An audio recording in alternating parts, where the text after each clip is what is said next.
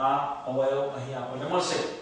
હવે ત્રણેય પદ જે આપણને આપેલા છે ત્રણેય પદમાંથી સૌપ્રથમ આપણે જો ગુસા શોધવો હોય તો ગુસામાં મહત્તમ સામાન્ય નીકળી શકે તેવા મૂલ્ય આપણે લેવા પડતા હોય છે। તો h of x equal to અહીં આપણને x - 1 x 3 x 3 મળે છે। અહીં આપણને x - 3 કે x 3 કશું વસ્તુ નથી મળતું, મતલબ કે ત્રણેય પદની અંદર સામાન્ય હોય તેવું એક પણ અવયવ આપણને મળ્યો નથી। જો કઈ ન મળતું હોય તો ત્રણેયની અંદર એક અવયવ તો હંમેશા સામાન્ય હોય જ, એ છે 1। મતલબ કે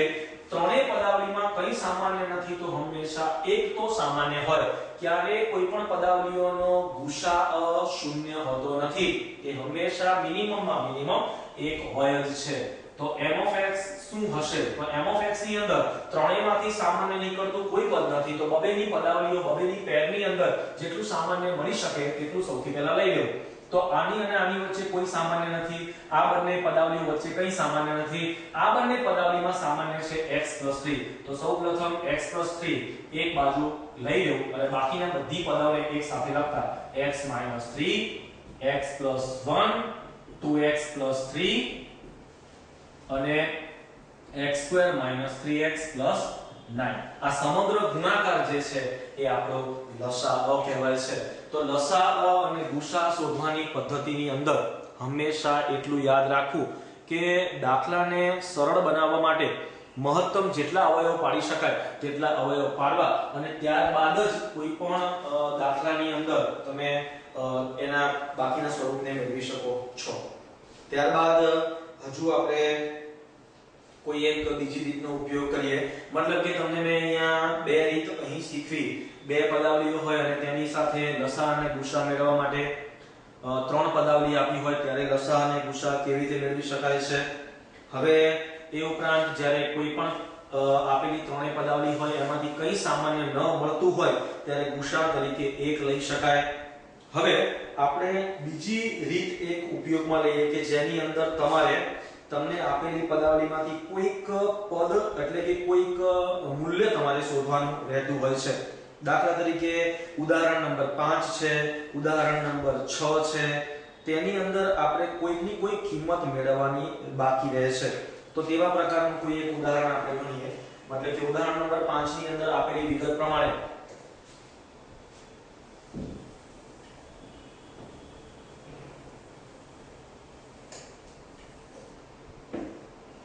ઉદાહરણ નંબર 5 માં આપેલી વિગત પ્રમાણે p of x equal to x - 1 અને બીજા કૌંસમાં છે 2x² + ax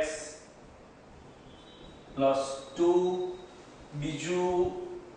પદાવલી આપણે લઈએ છે q of x equal to x + 2, બીજા કૌંસમાં 3x² - bx + 1। હવે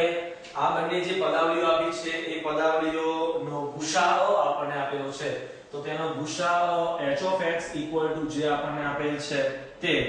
x² +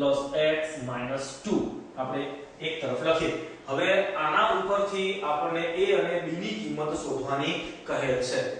હવે જ્યારે પણ આવા પ્રકારનો કોઈ દાખલો આપણને આપેલો હોય કે જેમાં આપણને જુદી જુદી પદાવલી આપી હોય અને તેનો ગુસા આપણને આપેલો હોય અને તેના પરથી જો આપણે કોઈ a અને b જેવા પદોની કિંમત આપણે જો મેળવવાની હોય, મતલબ કે આ સહગુણકો એવા છે કે જે અજ્ઞાત છે, આ અજ્ઞાત સહગુણકોની કિંમત જો આપણને મેળવવાની કીધી હોય તો તેની કિંમત મેળવવા માટે તમારે હંમેશા એટલું યાદ રાખવું કે તમને મોટા ભાગે ગુસા જ તમને આપેલો હશે અને ગુસા આપ્યો હોય તો ગુસાનો મતલબ આપણે શું કરીએ છીએ તમને યાદ હોવું જોઈએ। ગુસાનો મતલબ થાય છે કે આપેલી પદાવલીઓમાંથી મહત્તમ સામાન્ય કાઢી શકાય તેટલું નાનામાં નાનું સ્વરૂપ એને આપણે ગુસા તરીકે લઈએ છીએ। તો અહીં ગુસા આપણને આપેલો છે એનો મતલબ એવો થાય છે કે ગુસા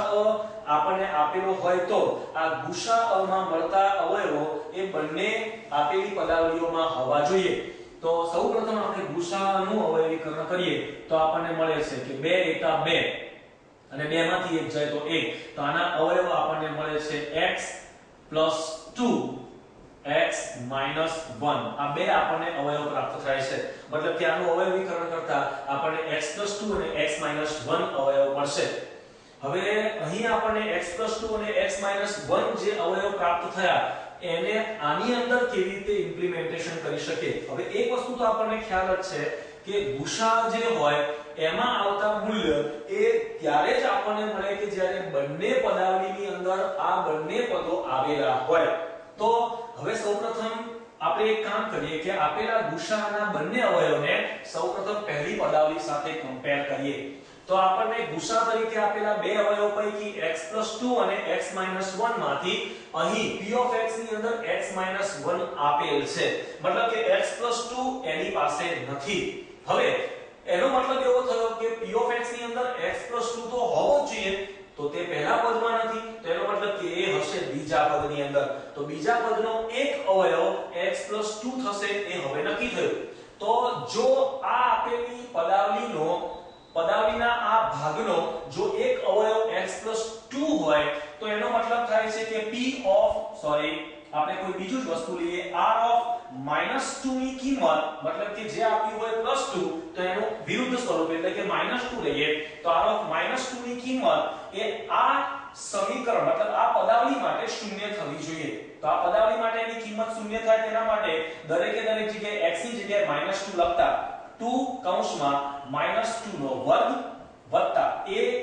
-2 + 2 આ સ્વરૂપે આપણે એની કિંમત મૂકી શકીએ છીએ મતલબ કે આપણે લીધું 2x² + ax + 2 અને એમાં r of -2 લેતા -2 દરેક જગ્યાએ x ની જગ્યાએ મૂકતા આપણને મળતી કિંમતનો કુલ સરવાળો એ હંમેશા શૂન્ય થવો જોઈએ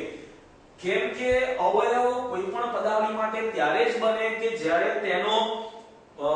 અવયવ એનું જે મૂલ્ય છે એ હંમેશા શૂન્ય થતું હોય એટલે આને કહી શકાય છે જે તે પદાવલીનો શૂન્ય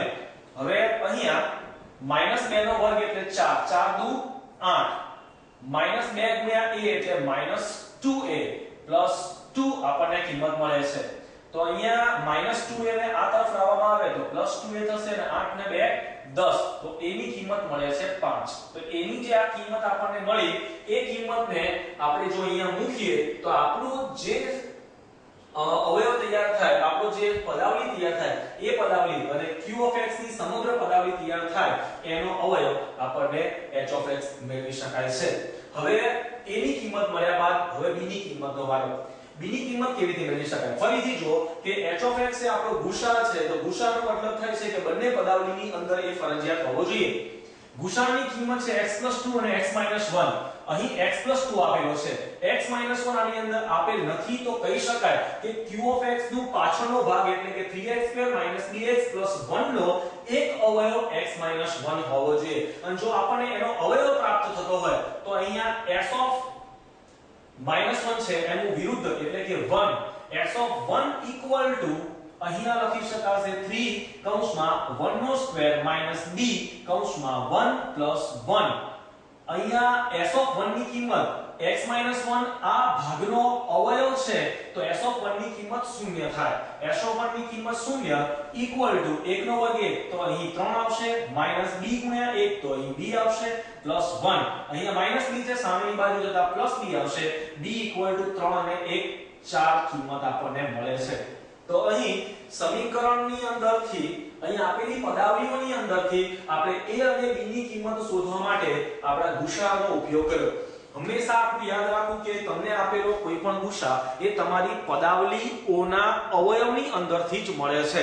તો અહીં ગુસા એ બંને પદાવલીઓમાંથી સામાન્ય નીકળે જ તો એના આધારે તમારે અહીં આપેલી બંને પદાવલીઓના ગુસાનો ઉપયોગ કરી અને a અને b શોધવાના દાખલાને તમે આવી રીતે સોલ્વ કરી શકો છો આવા પ્રકારના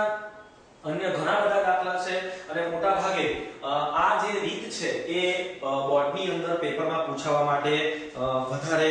યોગ્ય ગણી શકાય છે એવી જ રીતે બીજો એક ઉદાહરણ નંબર 6 નો દાખલો પણ આપેલ છે કે જેમાં p of x તમને સંપૂર્ણ આપેલ છે q of x માં k આપેલ છે અને h of x ની અંદર x - k આપેલ છે મતલબ કે તમને એક પદાવલી સંપૂર્ણ આપેલી છે બીજી પદાવલીની અંદર એક અજ્ઞાત સહગુણક આપેલો છે અને એ જ અજ્ઞાત સહગુણક h of x ની અંદર પણ સમાવેશ પામે છે. તો અહીં h of x ની અંદર સમાવેશ પામતો આ અજ્ઞાત સહગુણક શોધવા માટે હવે આપણે એની રીત શીખીશું.